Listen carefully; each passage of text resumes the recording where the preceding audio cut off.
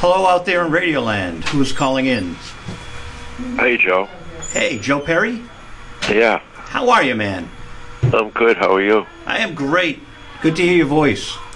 How are you? It's been a long time, man. It is.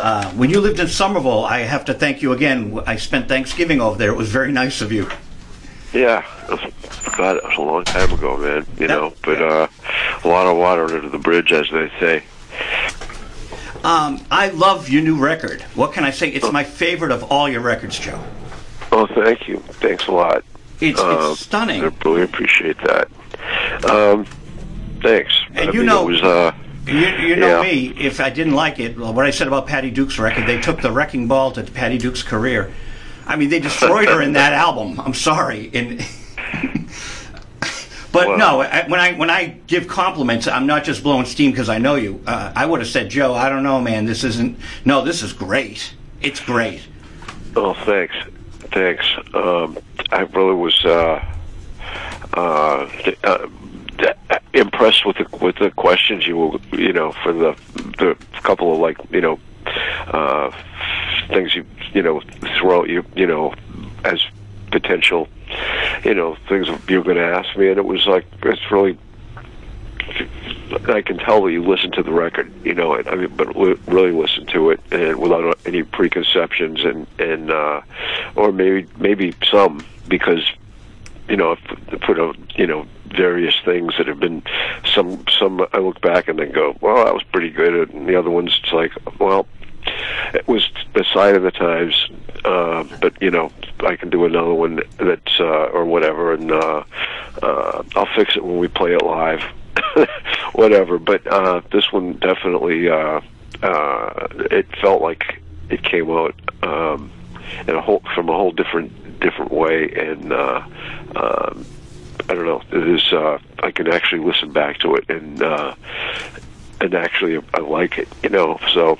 And that very rarely happens with me, I don't listen back to Aerosmith stuff. I don't think I ever did really listen to the records. Now I do, because I listen back to them and I can appreciate what everybody's talking about. But usually I never go back and listen to my own records. And this is the first one that I, probably because the guys that are singing on it, I'm also a fan. So I really dig that they're going on it, and it. What I mean is that they're really taking off and giving it up. So I don't know. I really like the record, but that's kind of an odd thing for me to say. Like I said, but you'd think of everybody would be into their whatever they do, but this one really seems to work, and. So I'm looking forward to tonight to be able to play some of the stuff. Anyway, so how are you doing? What have you been up to? I've been up to radio. I've been doing public access forever, since spanning to 79. But this radio station here is really taking off, Boston Free Radio. So it is in an access station, but it gives me a chance to talk to, I get Steve Katz coming up, the producer of Lou Reed, the guy from Blood, Sweat, and Tears. Yeah. And you know what a Lou Reed fan I am, so I'm like, wow. It's so much fun. I get to talk to David Clayton Thomas and you, and then some of my old interviews from TV, Jodie Foster, I air them on the radio. So I'm having fun, Joe. Well, that's the most important thing, and that's what's going to show in whatever you do, whether it's a performance or a painting or writing something, or whatever you do. It's that's the most important thing, and it shows. It really especially when you start getting good at it, and that's the thing. Whenever you have, you're following your dream or whatever, or whatever you feel like you're getting a little better at every day, whatever it is, and that's really the most important thing, and you can feel it, and you can, that's why there's this business about stopping or the end of a career, it's not a career like you have a regular job. It's kind of like it's in your blood, and you got to keep doing it, and that's it. And you just can't get better at it. You can't help it, So that's the payoff. That's great. I mean, I think that really shows what, in a lot of ways, like music and there's other arts, it's like that, but in music, which is so fluid, and live performance and records, and either people, it's in the air and people are playing it or not. You know, it's not something tangible you can hold on to like a painting or whatever. It's like it's starting to become like it used to be. Like it starts in like various regions will have like their favorite bands again, and with the internet and the kind of radio you're doing, you can get to do things that are more localized, and then sometimes it can spread out, and it's a lot like it was in the late 60s, as far as rock and roll goes. It's like there's different areas where bands can come out of again, and people have control what they want to hear, and it's in a lot of ways it's really good. But at least that's what I've been seeing. Well, back in the day, I had a radio station, AM 1570, and it was I think we were 50,000 watts. But the joke was, you could yell out the window and get higher ratings. We were up on the North Shore, but with the Facebook, we're reaching thousands of people on Facebook with the online radio. It's pretty amazing. No, that's great. That's great, and that's it just spreads it out, and then of course once it's out there, it can go anywhere. I mean, there's people in Russia that can be listening to it if they want to know what's going on in Boston, and that's another advantage to it, So anyway, I got a split to go to sound check in about 20 minutes. So what I was thinking was, if we could do it do this in two parts, one more talking about today and tonight, and then maybe fill it in if you're up for that. I know we emailed you last night about that, but we haven't checked the computer today to see if what your response was, how you felt about that. Oh, Joe, the door's always open to you, man. You and Billy. Billy did graphic artist for me. She was my graphic artist back in 1980. The door's always open to you and Billy. Come on. Well, just an idea, because, like I said, I think the questions are really good, and we can do some stuff we're talking about here about tonight, and then finish it off tomorrow or the next day or the next day. Kind of do it in two parts. So I got a question for you about your singer tonight. I blew it. The thing was, I did PR for a band called The Dream, and a guy named Gary Sharon. And where is he tonight?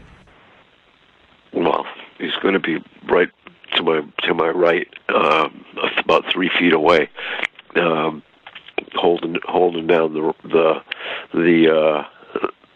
his end of the vocal thing. Man, he's amazing. It's great. It's great.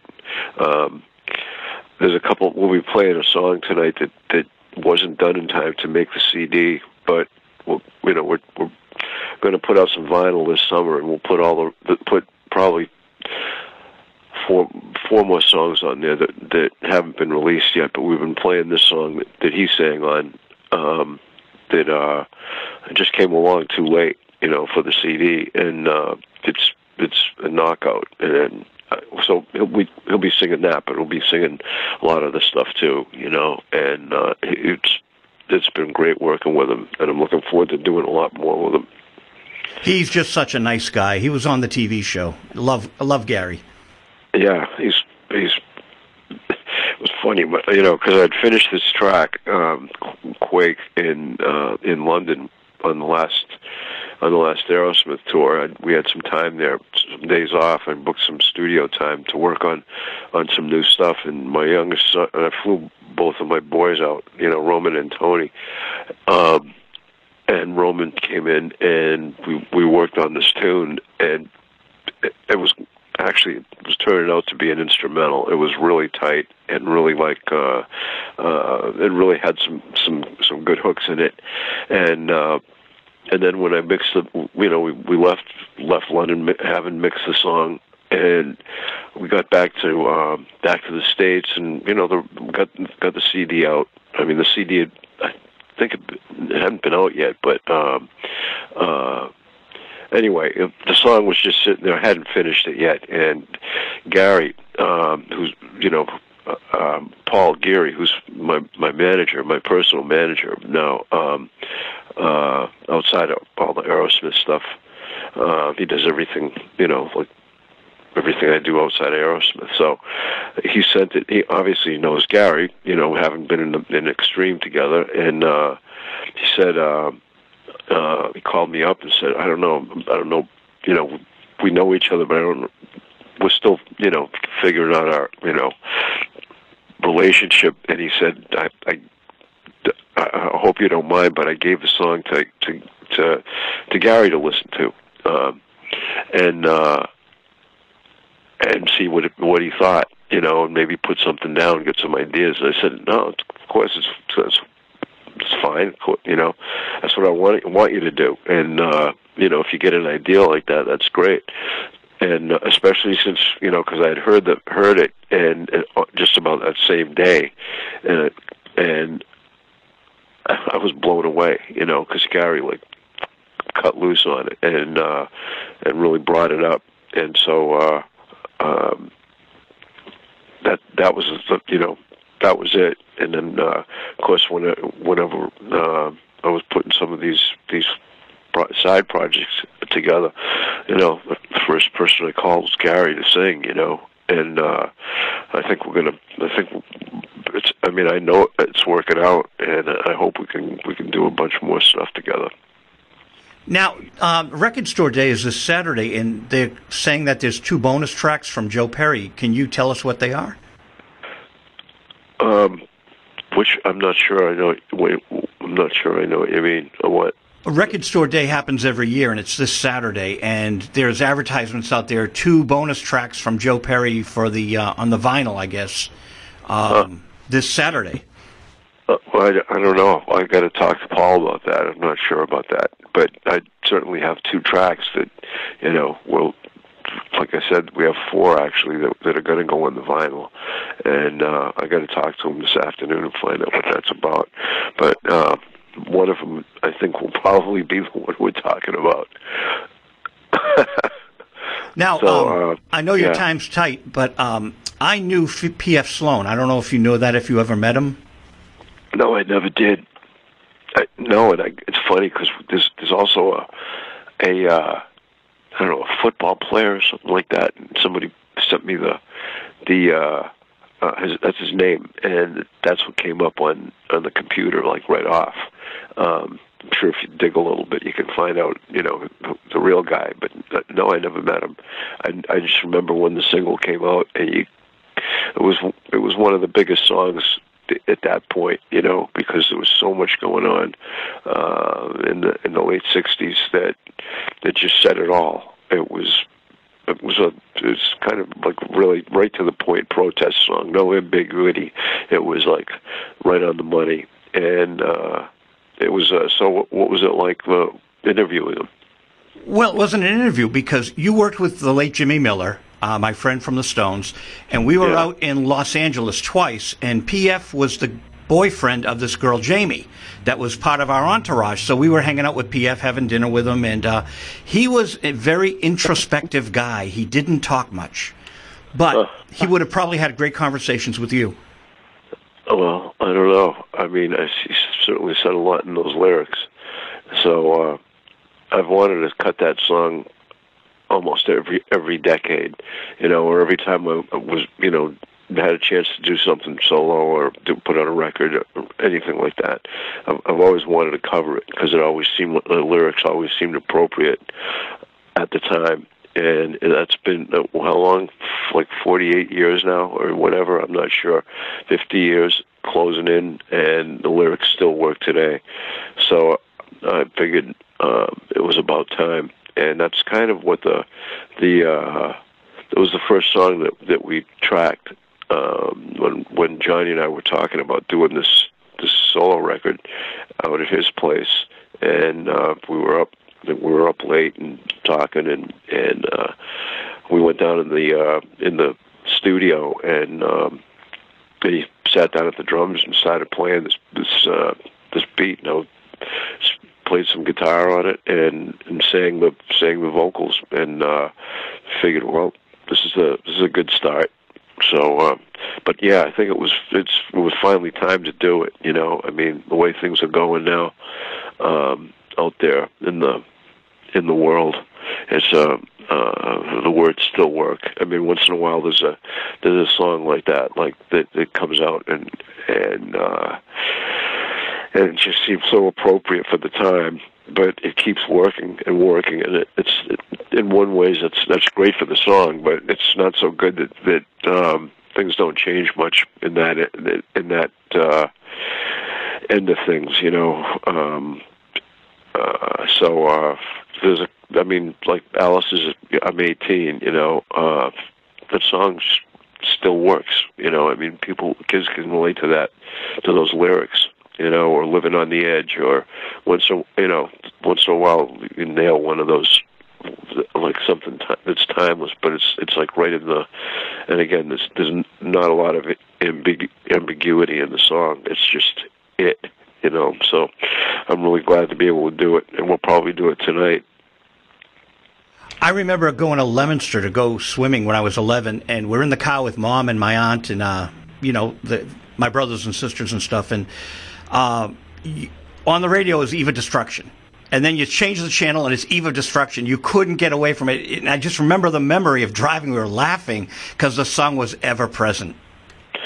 It was huge, but then you got to remember, I mean, and people don't, there's a lot of people out there that are listening to this that don't know what that, you know, that didn't live through that era. And it was really, really tense. I mean, you know, people were going off to Vietnam and, you know, not coming back, or coming back in pieces, or, I mean, just everything. It was, and the marches and the riots, and it was just really insane. I mean, people were shooting. I mean, the shootings at Kent State. I mean, it was a really intense time. So, and that's reflected in the lyrics. So, but every generation is dealing with their you know, politics. They're trying to find their way in the world, and the world is sometimes it isn't a very warm and fuzzy place, you know.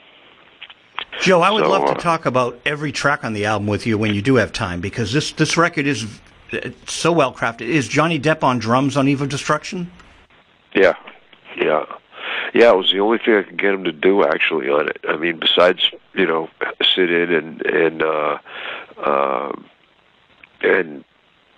come by and help move the project along, you know, which is what he did. I mean, he inspired it, because I really wasn't planning on doing it at all. I was finishing up the book, and I figured, well, that's great. Hadn't given any thought to doing another solo record, and he came in and said, you know, why don't you do it out here in my studio?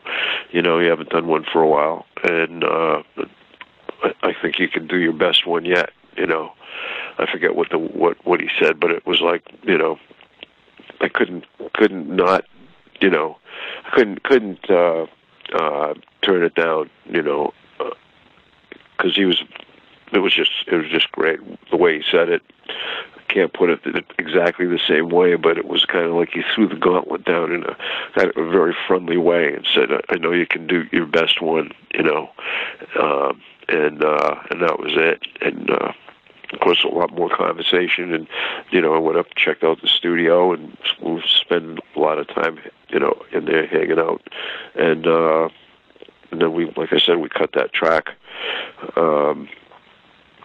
That was it, and that was in 2012, and then I kind of worked on the record off and on between Aerosmith tours and Hollywood Vampire tours and soundtrack work that I was doing in the studio, and and all that. So it took a while to get it going, and then this last year or so, I had time that I could work, and as it turned out, Tony, my second youngest son, who's 30s now, has become a really accomplished engineer, and he and I finished the record, and finished up editing and doing the overdubs and that kind of thing, and then he mixed it, and that's it. So it's weird because in 2012 he wouldn't have been able. He was still getting his chops together, but I think he might have still been in his band with his brother too at that time. So I'd have to look at the calendar and see exactly how that worked out. But he had moved out to L.A. and was working, and he's got great ears. So it was a real pleasure working with him. Well, you can tell Johnny Depp that some guy who saw you at the Box in Kenmore Square and the Frolics Ballroom and the Orpheum thinks that he's right. This is your best solo, in my opinion. Well, you'll probably run into him one of these days. He's all over the place, and hey, he came to Boston to shoot that Whitey Bulger movie. So you never know. But yeah, when I see him, I'll let him know. So we should be getting together next. Probably the end of the month to finish off the new Vampires record and get ready for our tour in Europe. I guess we start at the end of May, and then we're in Europe until July. So yeah, so I'll definitely be seeing him. Now, Joe, in my studio playing today is Karen Grenier. Could you say hello to Karen? She's just a great singer. Hey, Karen, how you doing? Is she there now? Oh yeah, in studio. Oh, cool. Well, there we go. Good luck. Hey, thanks. Sure. No, I guess we both could use a little luck today. Did you used to be affiliated with that mountain, right? Oh, she wants to know if you were affiliated with the Mountain Blue restaurant. Mountain Blue. Yeah, I was part owner of that place with Stephen and another friend of ours, and it was I loved it there. It was a lot of fun having that place. I sang at that place a few times. Really, that's great. I hope they treated you well. I mean, that was one of the reasons why we ended up closing, at least not being part of it, because we weren't in town enough really to help keep things moving the way it should. And but at the time it was a lot of fun. It was a great place. I mean, I remember having my 50th birthday there. It was crazy. So anyway, hope you had a good time. Oh yeah, thanks. Joe, thank you so much. We're going to have to split because the next guy, Alan James Patterson, is up with his show, Voices of Time. But okay. The good news is you've been added to the Boston Free Radio Library, so any of our DJs can play your record. Great. Well, we'll talk and see when we can fill in some of the blanks and talk about some of the things more specifically. But are you coming to the show tonight? I don't know. Should I? I think so. I mean, it's going to be. Gary's going to be there, so you got to come. Will Terry Reid be there? Terry Reid will be there, and in fact, that's why I want to get to the sound check as soon as I can, because he's going to make the sound check, and he's really something. If you don't know who he is, you will after tonight. And if you do, he's as good as he ever was. He's singing great. So I think it would be it'd be really a shame just to miss him. I'll tell you. All right, Joe. Good luck with the show, and I hope to see you tonight. And thank you so much for calling in. Sure. Thanks. I'll talk to you soon. All right. Bye-bye.